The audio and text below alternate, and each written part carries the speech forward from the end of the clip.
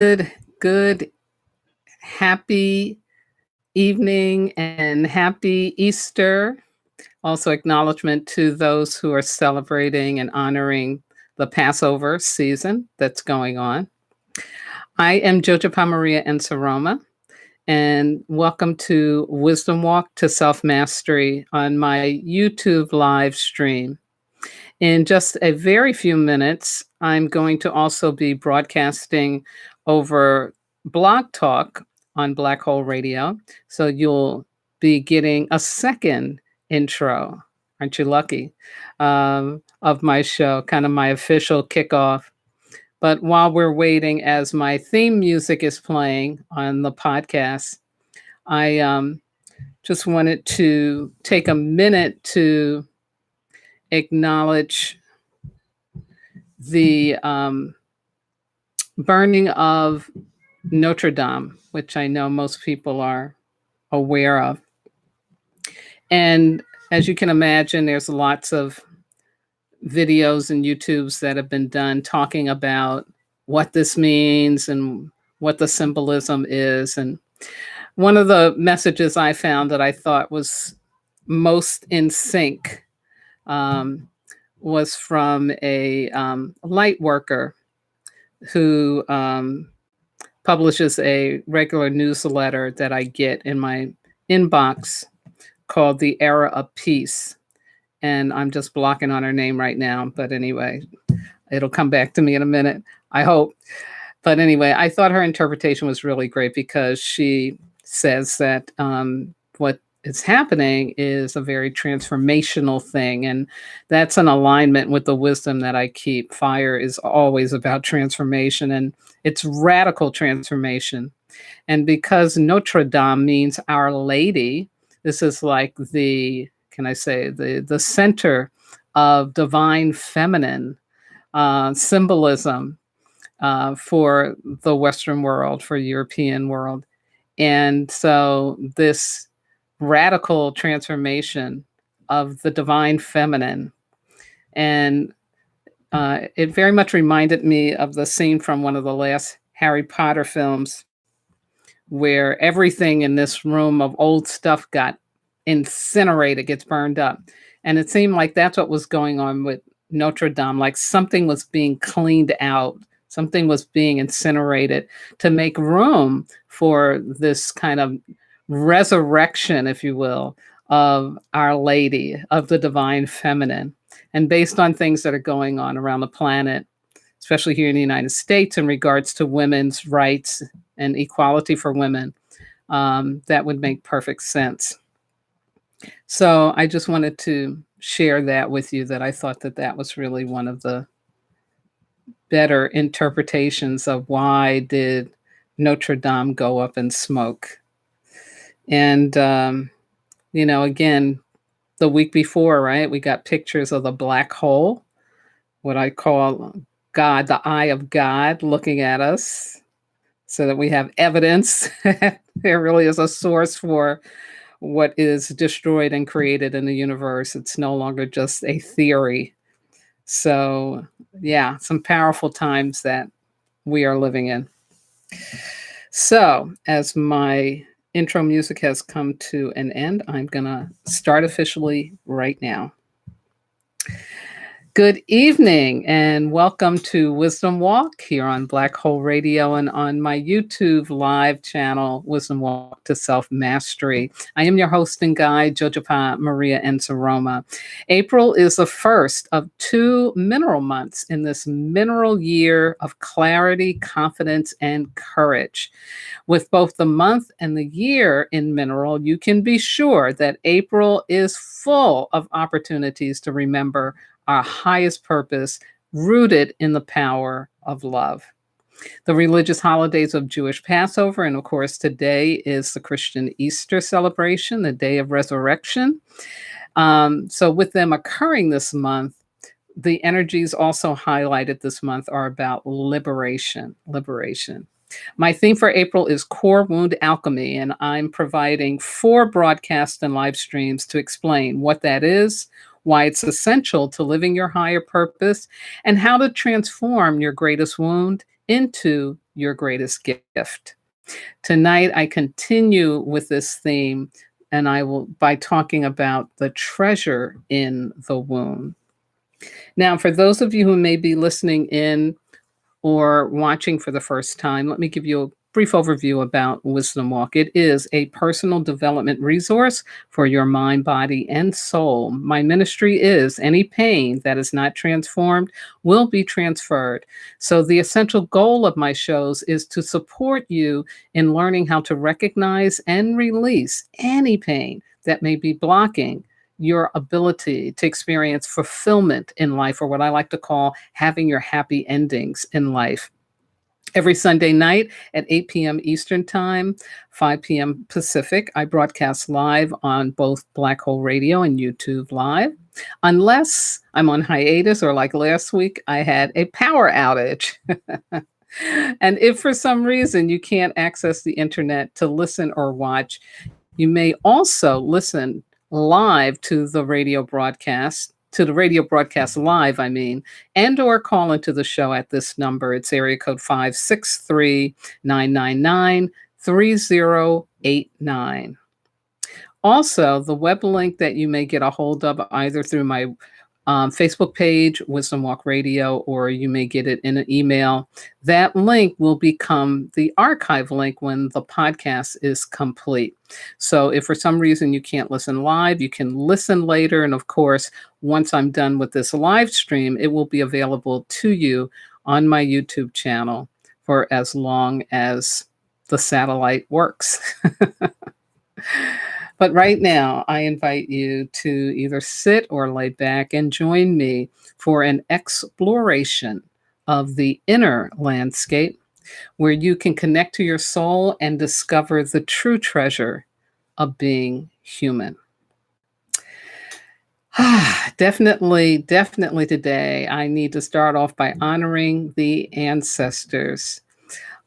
These are the persons whose shoulders we're standing upon. These are the persons for whom we are beholden to for who and what we are today, because their lives have contributed greatly, not just in literally physical ways, I'm talking about DNA, but also, of course, in terms of wisdom, knowledge, understanding, compassion, and most importantly, love. And so I thought today on Easter that we could remember those ancestors. And remember, they don't have to be blood related. It can be figures from history or celebrities that really incite you to believe the truth of who you are. But to think about who are those people that really inspired you to learn that there was something more for you to know about how the universe works. To put it simply, I'm going to share with you quickly my memories of my Sunday school teacher, Miss Norma Mathis. So Miss Mathis was a single woman. She'd never been married. And she decided that the children in the neighborhood needed to have access to Sunday school. And so Miss Mathis would get out her car every Sunday, and she would pick up folks from up on the hill. That's what we lived. And there'd be about, let me see, definitely me and my brother and sisters, 3 of us, 4, 5, 6, I don't know, maybe 8, 9, 10 children that she would have in this car. And she would drive us down the street to the Bethel Church. It was a Methodist church, had a big red door. I think it's still there on Staten Island. I'm pretty sure it is. The edifice is still standing with this big red door. And we would get out of that car and go down into the basement. And in that basement, Ms. Mathis would give us access to Bible stories. And we would do all different kinds of things where maybe we'd be coloring one week, or maybe she would just tell us a story, or we'd act out a play, something. But we were actually learning the stories of the Bible. And Ms. Mathis also every year would take us to an amusement park. And at that time, Palisades Amusement Park over in New Jersey was still up and running. And she would take us over to Palisades Amusement Park as an annual trip. And what I am so grateful for from Miss Mathis's um, commitment to give us children this access. And it's interesting because we didn't go to church. We didn't do the church service. We just did the Sunday school and then we came back home. Um, but I'm so grateful to have learned the stories from the Bible um, in on those Sunday mornings. They have served me very well because I truly believe that any form of storytelling is one of the most powerful healing modalities on the planet. And I do refer to them a lot when I teach in some way, shape, or form. I'm going to snatch something over here that happened to Jesus, or something about Job, or something with Moses. I'm going to be grabbing stuff. And so I just want to honor the Miss Mathises of the world, those persons who take out time to really help children learn that there is a greater order and direction. There's something more for us to understand about who we are and where we come from and what it's really all about. So, join with me, if you will, to speak the name of who that person was for you. And again, it didn't have to be Sunday school, but just somebody that, really helped you kind of expand your understanding of life and who you are, and, give you access to spiritual knowledge and information. And who was that person? Again, like I said, didn't have to be somebody you know. And I'm going to say a prayer, Easter prayer, out to those ancestors. So join me, if you will. Creator, Mother, Father, God, Source, all the one, all that is. Thank you, thank you, thank you for your blessing and mercy in our lives, and for yet another opportunity to be here and to be so in gratitude of those persons who helped us connect with our higher self. Creator, we're calling up those ancestors, those wonderful ancestors who were able to give us access to information, to wisdom, to stories, and to just a loving presence as we were able to connect with something greater than ourselves. And so I call on those ancestors like Miss Mathis, and I ask and I thank you for continuing to whisper the stories into my ear, to continue to open the way for me to always remember that there is a greater order and direction for me to turn to, that I never have to stay stuck in my own egoic negative belief system, that there is a way out. And so thank you, thank you, thank you for coming and supporting and just being around me and all of the people, all of us in our lives, to have those ancestors working for us to keep us on the high road. And again, Creator, I thank you. I thank you for the blessing of the ancestors in the name of all that is holy. I speak the name of the Yeshua, the Jesus Christ, and the Mary Magdalene, so in honor of the divine feminine and sacred masculine, conjoined on the earth plane at this time in many, many, many beautiful ways. And I say amen. Ashe Ahoasaj, Shiga Bismillah, and so it is. Ashe. All right. So, to kick this off even more, I'm going to share with you the elemental wisdom for this week. Not a lot happening astrologically. We get a little break, but I will just talk briefly about the full moon that we just had because it was really powerful. So elementally, and again, I definitely promise to do some videos that will be on my YouTube page that give you background about the Dagger Medicine Wheel, what the elemental wisdom is, so that if I don't give you that orientation every time I do this, you have a way that you can go back and find out what it is I'm really talking about. But the elemental wisdom is so wonderful. It's a wonderful guidance for us.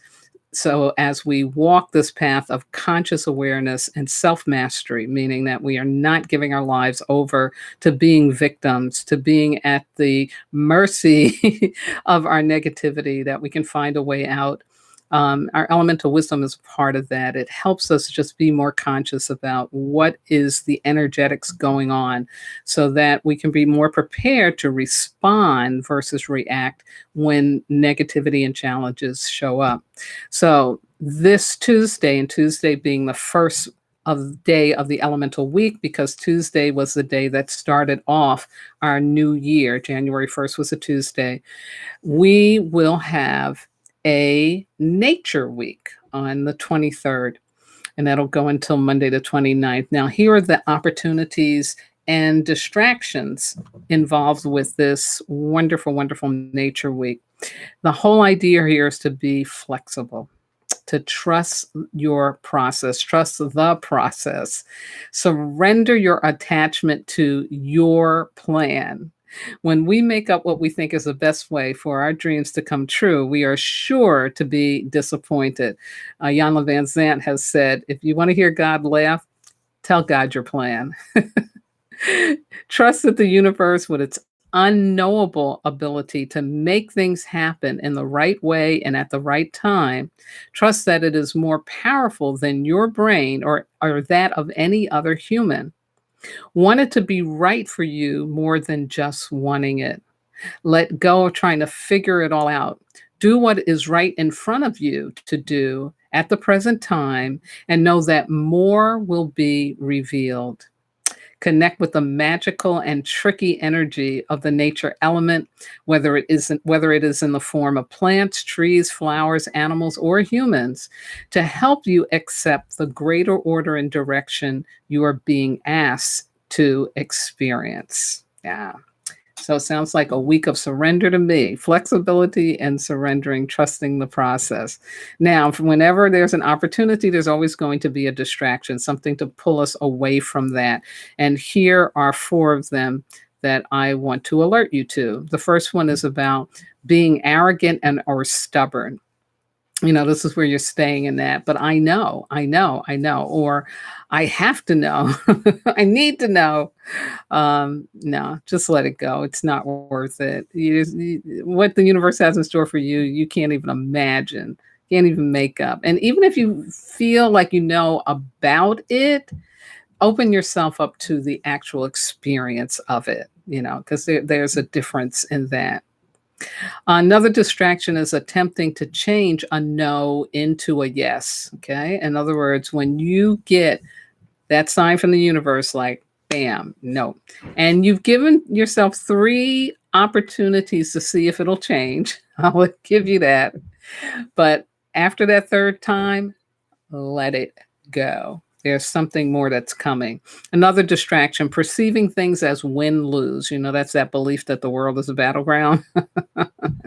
Yeah, let it go. It will only take you very much off course. It's more important to accept that things are going to happen exactly the way they're supposed to, even though you may not understand it or be able to accept it even at the moment. But just to remember there's a bigger thing going on. Always, always, always. Another one is despairing and trying to go back to the place you know best, also known as trying to squeeze back through the hole. So if you are getting a sign of something being no or being held up even, don't let go of your hope. Don't let go of your faith. Keep yourself open because you really don't know. So going back is trying to know. That's making it up that, okay, it's not going to happen. I'm going back. But you don't know what's going to happen because maybe the thing you thought was going to happen might not happen, but something else could be happening. So if you're going back, you're going to miss that opportunity. Don't go back. Don't go back.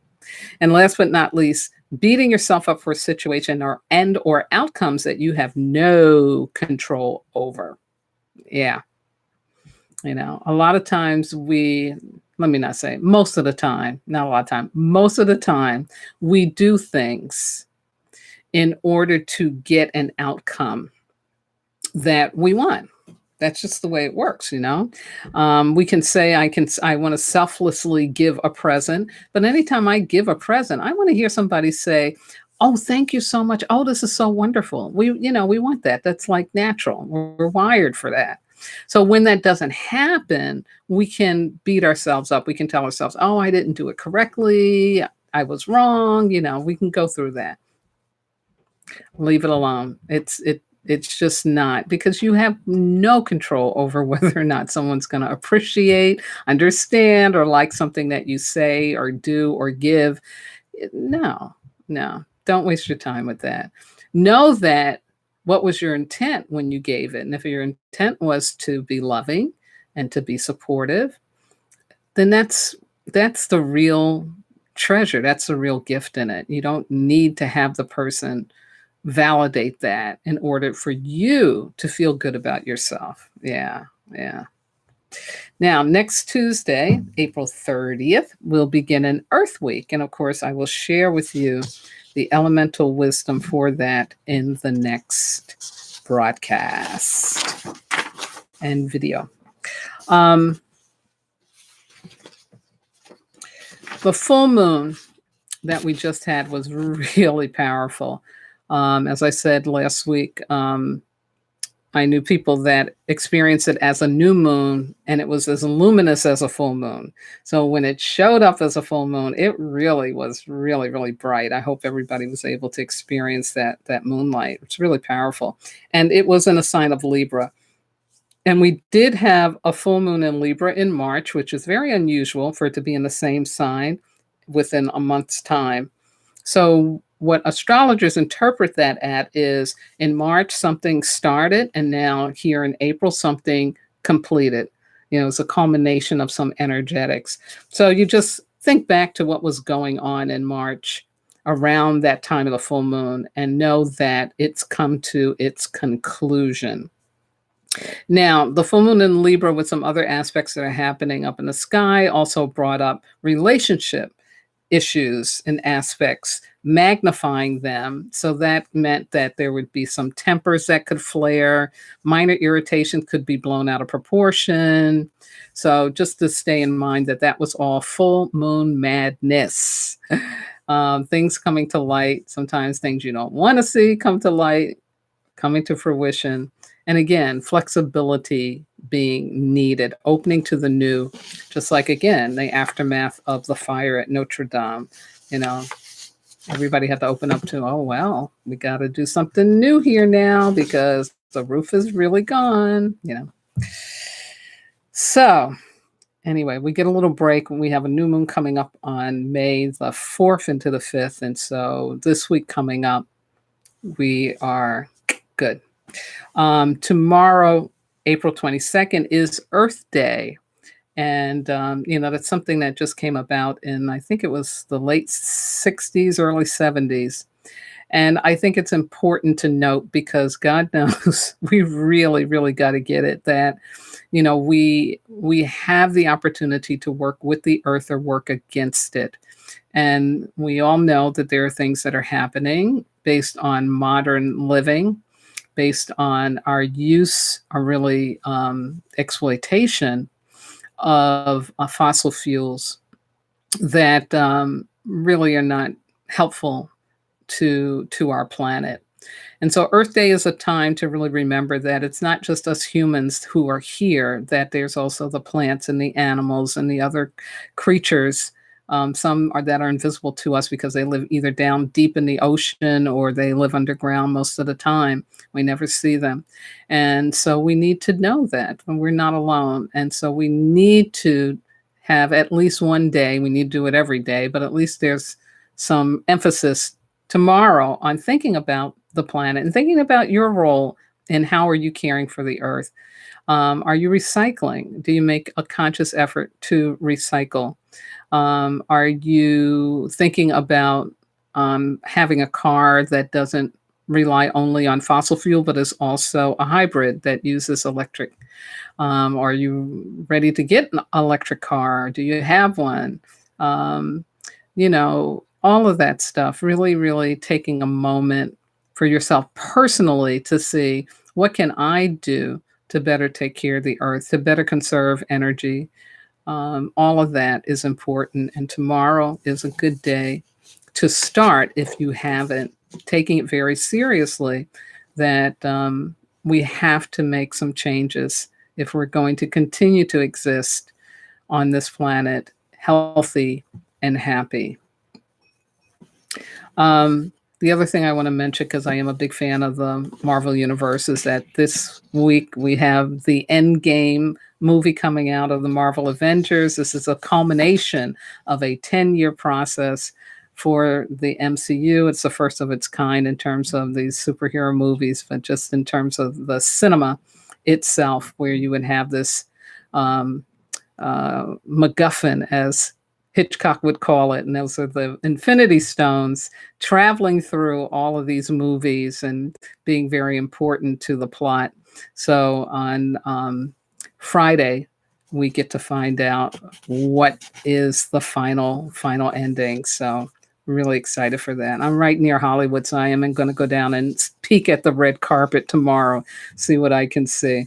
Why not? Do you hear it? Might as well do it. So let me give you a brief overview of what I want to now talk about with the rest of the time for this broadcast. I'm going to do a brief recap of the previous programs, which I think is important, so that the definition of core wound treasure that I give you, it's within a context you really can understand it, because there's a lot that I gave out last week too. It was really a lot. And then I'm going to give you some historic examples of that core wound treasure, and then of course leave you with a personal challenge. My opening quote for this week came from this article that I found very serendipitously through Google by a man named David Bedrick, who is a therapist, and he wrote a book called Talking Back to Dr. Phil: Alternatives to Mainstream Psychology. And he says, when we unfold the gift hidden in the wound, something magnificent flowers out of the healing process. The healing becomes more than resolving pain.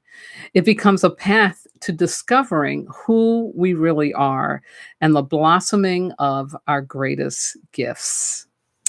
Very, very nice. Very, very well said. I like how he said that.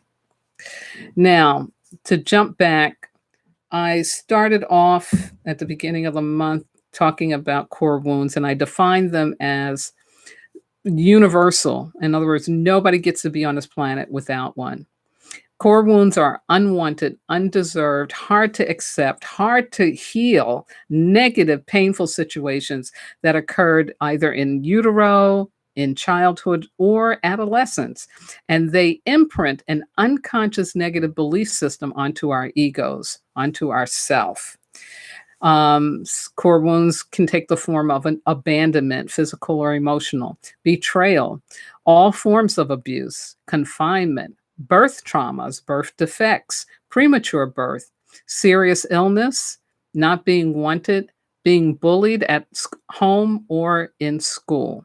And of course, some of the negativity that it leaves behind is something's wrong with me, I'm not enough, I'm not worthy, I don't deserve, I can't, I won't, I shouldn't. Again, you just get caught up into a belief system that's so negative and can really, really hold you back from living on purpose and being the truth of who you are. And of course, this all runs unconscious because as children, we don't have access to abstract thinking in the way that we do as adults. And so it takes living our lives to uncover that it is a negative belief system that is calling forth situations in our life that could be repetitive, dead ends, not bringing any fulfillment and no happy endings. So much so that there was a time in the 60s, I think, or maybe the 70s, when they were actually saying, oh, fairy tales are bad for children because they just lie and they ain't telling the truth. There are no happy endings in life. So that's how deep, core wound stuff was running, But that's not the truth. We can have our happy endings in life. And in fact, we're here to have our happy endings in life. So why do core wounds exist? Here's my thought. Our essential and highest purpose in life is to evolve our love consciousness, to become more loving than what we were when we were first born, if you can imagine that. For love to grow in this dimension, we have to experience its opposite. And so core wounds are kind of your price tag, if you will, to be able to learn how to really love, to be kind, to be gentle, to be compassionate, to be harmonious, to be peaceful, to get to all of those higher level postures of who we are as human beings, we have to know its opposite. And that's what the core wounds provide us with. Now, we all have a unique journey for healing our core wounds. Um, Nobody's journey is going to be the same. And that's the amazing thing about this. It can be similar, but your journey is going to be unique to you. And you have within inside of you everything that you need in order to discover what you need in order to heal that core wound, and what you need to connect with in order to do that. So in other words, you are designed to be able to have this core wound, um, be healed. Um, I use the example of Helen Keller as one of the many examples of humans who made their greatest wound their greatest gift. But again, the universe and your life has been uniquely framed for you to have unlimited opportunities. The universe will give you unlimited opportunities to heal, to grow, and to evolve away from that negativity of your core wound. That's really, really important to know, because I have come across people who have believed that they could never heal. They believe that the suffering that they're in is what they're supposed to be in. And that's not how the universe works. No, the universe is not stagnant.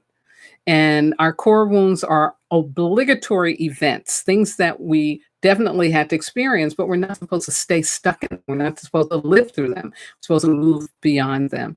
And I can't say that enough, because if you don't believe that, you will stay stuck and you will be caught like on a treadmill, not able to move forward in your life towards fulfillment. I talk about good core wound alchemy because, to me, that is the promise of the fact that we can transform away from that negativity and from those ties that would bind us to a suffering, to a life of unfulfillment. And alchemy will show up when you're asking the question, why did I have to go through that?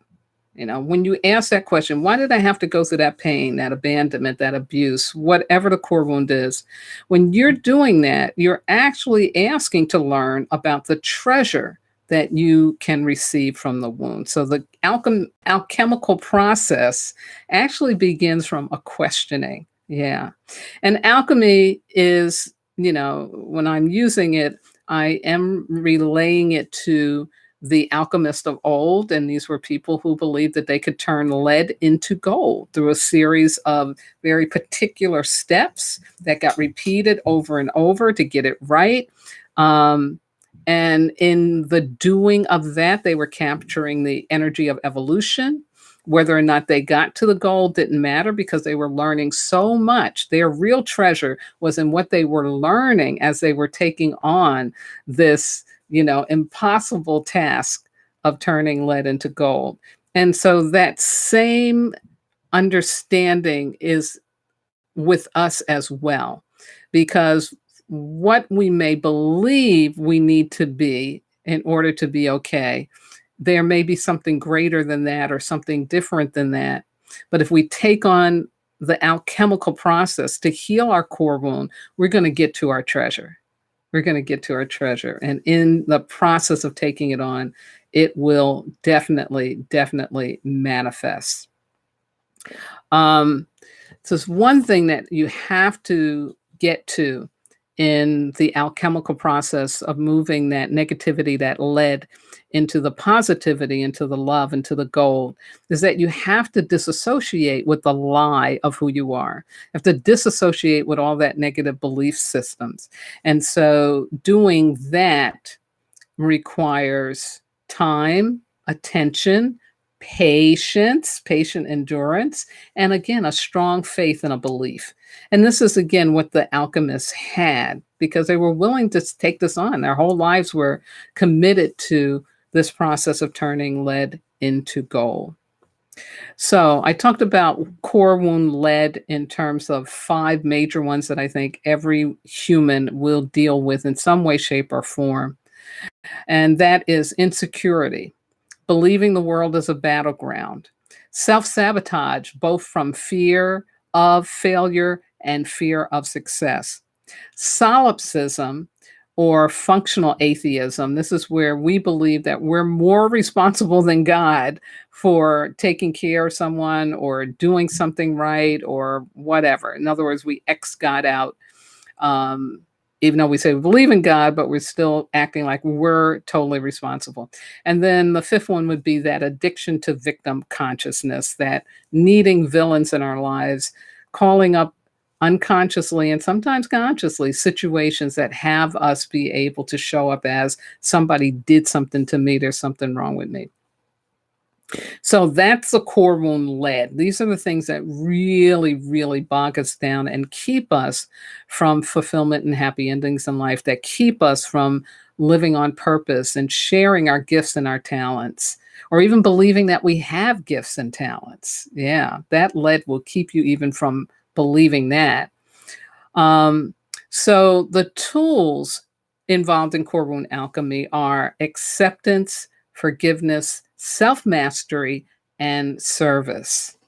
And each of those kind of is a framing around a whole experience that you have to go through. So, in other words, you can't get to acceptance just intellectually. Now, intellectually, you can understand, oh, I need to accept my core wound. I need to accept that that happened. But how do I really do that? Exactly. That is a process because it will be an experience of acceptance that you get. Same thing with forgiveness, same thing with self mastery. Self mastery is not an intellectual exercise. You know, self mastery is when I get in a situation and I'm confronted by somebody's pain and they're transferring that pain onto me, that I know how to turn the other cheek and leave it alone, that I don't go into reaction. Okay.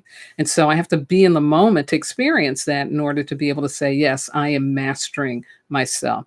And the same thing with service. I can know that I have a gift or a talent or believe I have one, but until I get that opportunity to actually put it into use, to put it into practice, to experiencing myself making the contribution, then I can't really know that I'm of service. So again, these tools, right, are things that we have to actually experience, we have to live. And so there are steps involved in being able to actually deal with those tools, have those tools working for you.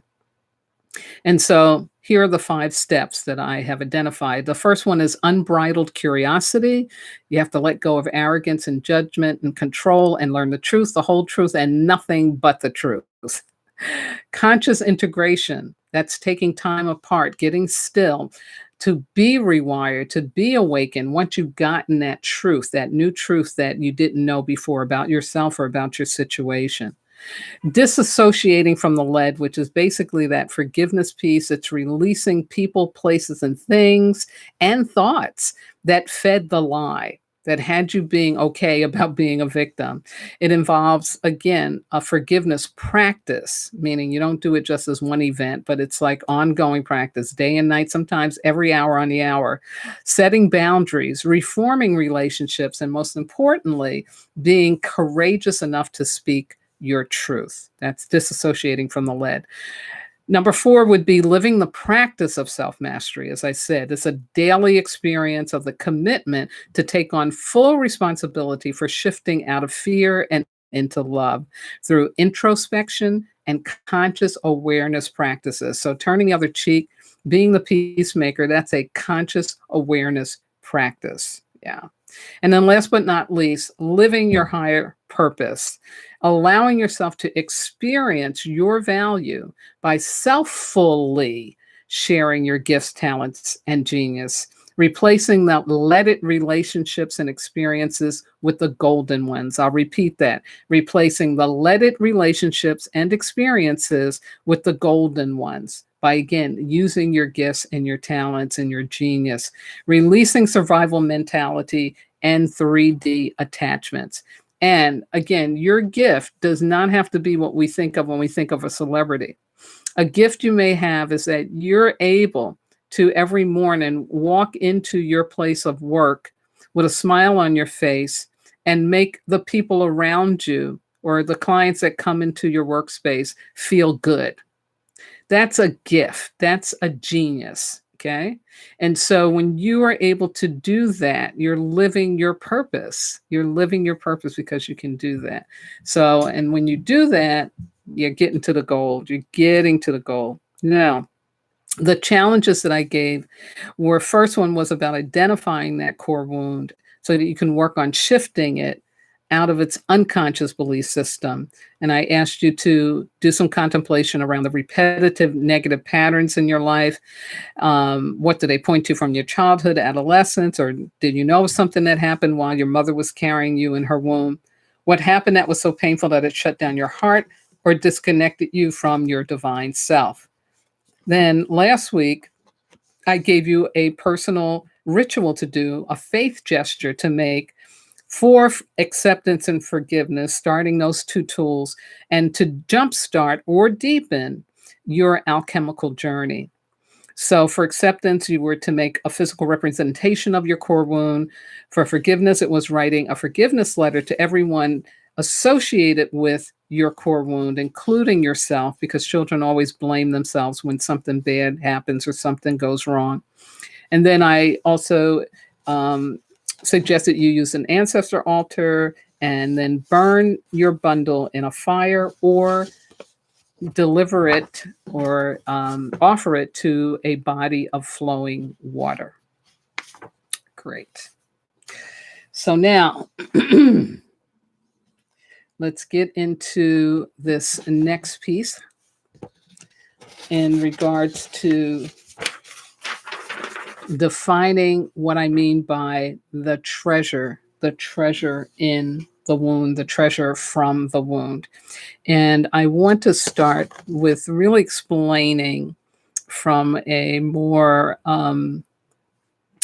fifth dimensional, if you will, spiritual way about what the treasure really, really is, no matter what form it takes, but this is what it's going to be about.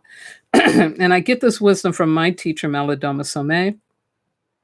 God bless him and the Dagra people of Burkina Faso, West Africa, for their sharing of this wonderful information. So Malidoma says that your treasure from your wound is a blessing, but here's what a blessing is. A blessing is not a material thing. It's not prosperity or external wealth. And usually when we experience any of those things, that's when we say, what a blessing, right? What a blessing. But the blessing, and especially in regards to the core wound, is much deeper than that. It's much deeper. It's not material. He says true blessings are internal wealth, the connection to one's soul, the capacity to believe that the world is out to gift you, not get you. See that? So in other words, the blessing is that I get access to the truth of who I am, to my divine understanding and power, that I really know consciousness precedes being. So in other words, in order for anything material to show up, that prosperity, that external wealth, something has to be going on inside of me for me to be able to manifest that. And I have to believe that I deserve it. It's okay for me to have it. You know, in other words, that negative belief system is not in operation. So when we talk about the treasure of the core wound, we're talking about the blessing of soul connection so that the negative belief system is not in operation. Okay?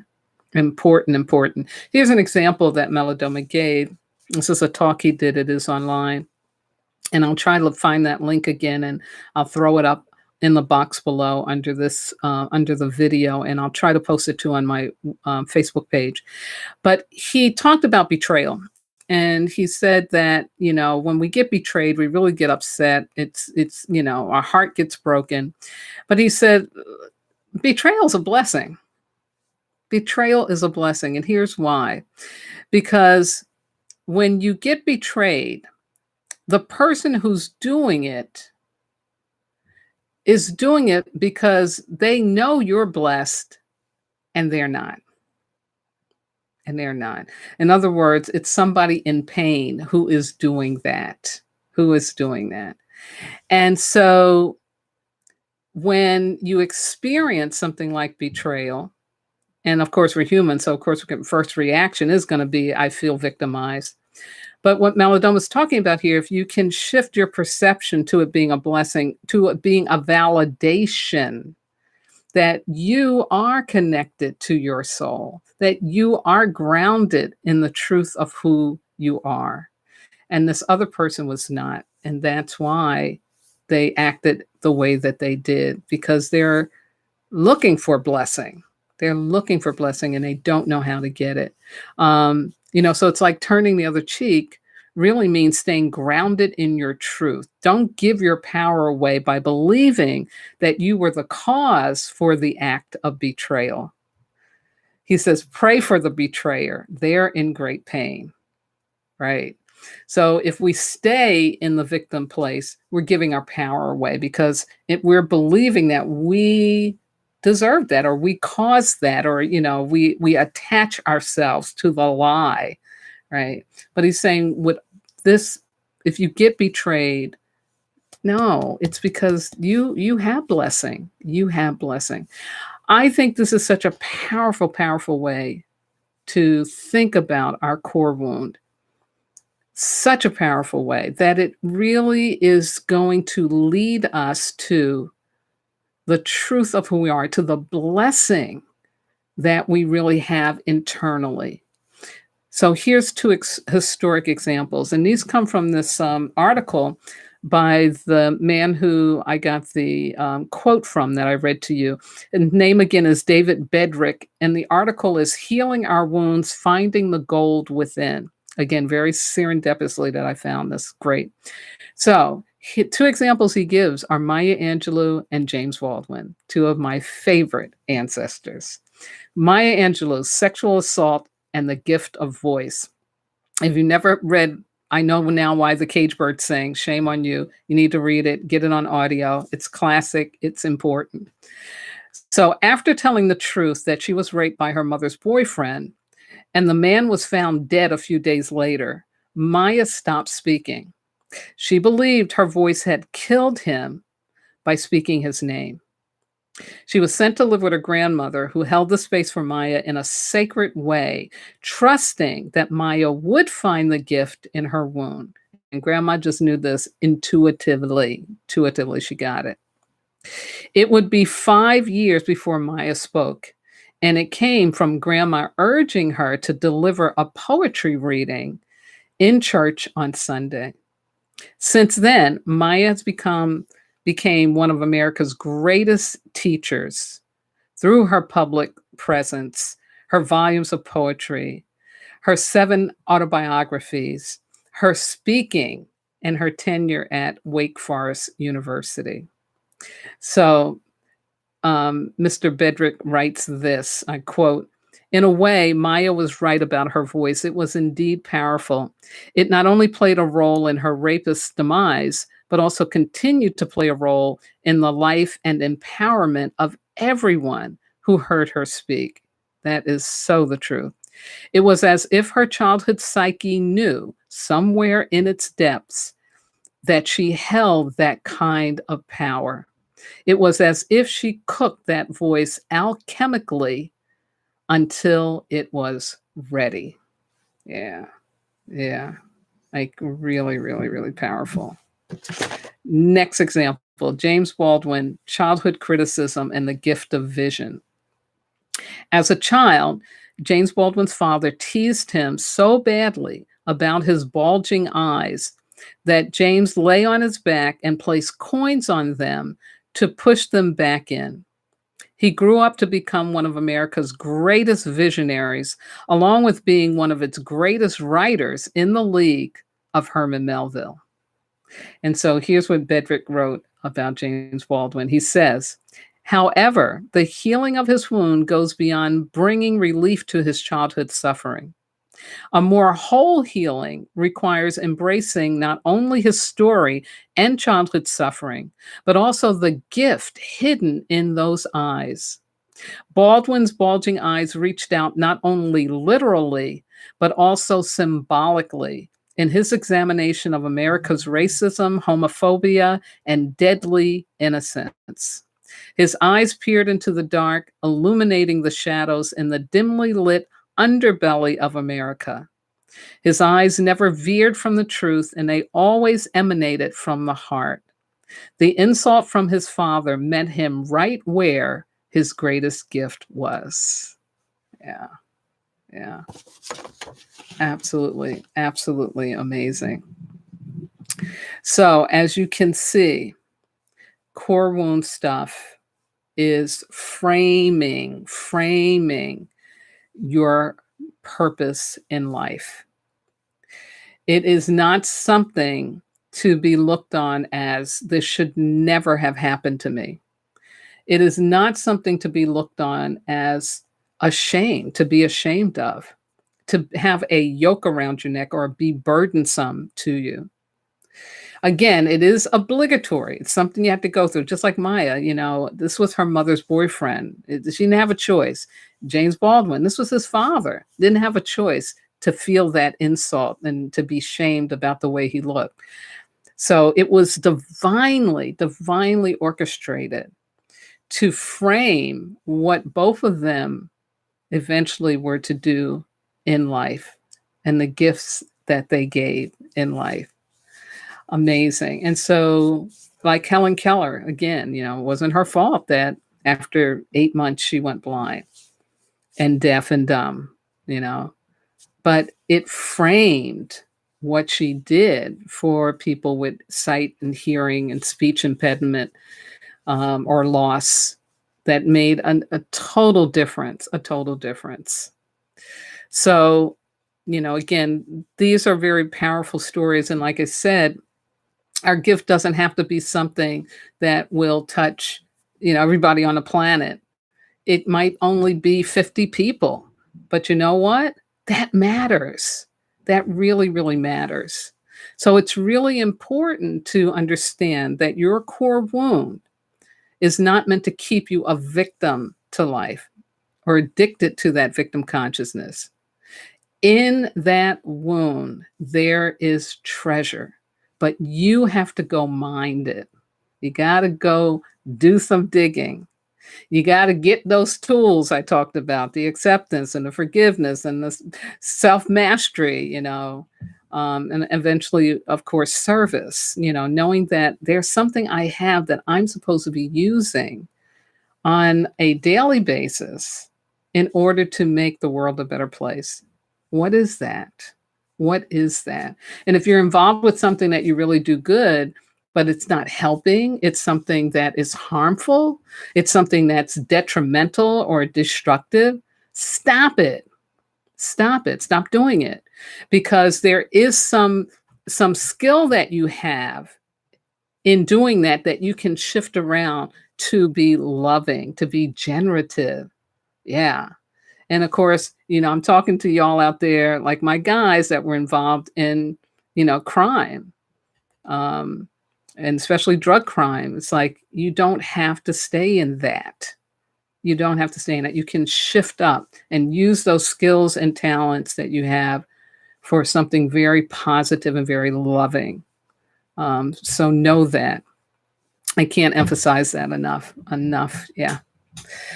So here's my personal challenge.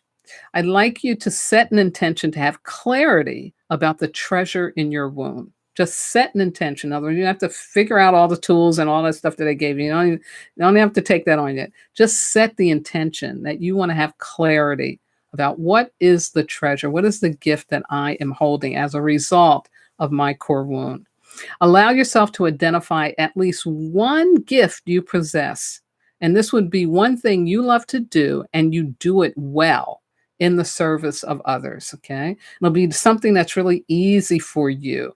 Again, back to Maya Angelou, it became easy for her to do poetry and to speak. That was the ease about that, to tell stories. She's a great storyteller, just amazing.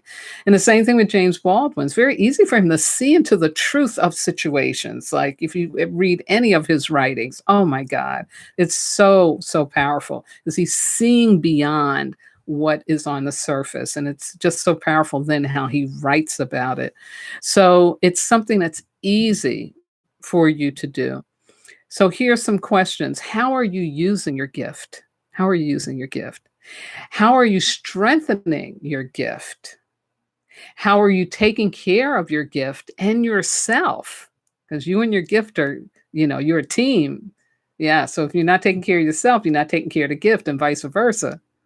And I encourage you to write this out or speak it into a recorder because it will be something that you can go back to remind yourself of the treasure from your wound. Yeah. And so I am going to close out for tonight on this beautiful Easter Sunday by, first of all, thanking my wonderful engineer, Miss Yvette Parker, and the entire Black Hole Be Well Radio family. Thank you, thank you, thank you again for supporting me in my work. Couldn't do it without you. Shout out to all the regular listeners out there and to Miss Sarah, who embraces each day with loving gestures. Loving gesture. She's in her 90s and she's just love, love, love, love, love. To all of those who have wisdom walk with me, and you know who you are. To my family, my spiritual kin, my transformational leadership colleagues, my medicine brothers and sisters all around this planet, and those who are listening in or watching for the first time, thank you, thank you, thank you. I could not be here and do this without your support. Now, next week, I'm going to talk about the liberated heart. Yeah, that to me is like the culmination of why we do core wound alchemy. What is it we're wanting to really get to? What is it that the treasure gives us? And it's about the liberated heart. And I'll talk about that next week. Again, don't forget my Facebook Wisdom Walk radio page. And like I said, I will post some of the information on there. And of course, my YouTube channel is Wisdom Walk to Self Mastery. And now, last but not least, I want to thank my God, my ancestors, my spirit guides, my loving entities, everything that walks with me, keeps my head to the sky, my feet to the ground, and my heart open to do this important work with and for all of you. Please have a wonderful rest of your Easter Sunday if you celebrate that, or just have a wonderful rest of your Sunday. And do pay attention to the nature energy of this nature week and kicking it off with Earth Day, the home of nature. And most importantly, please remember, especially on this resurrection day, you are divine. You are not disposable. Good night now. Thank you.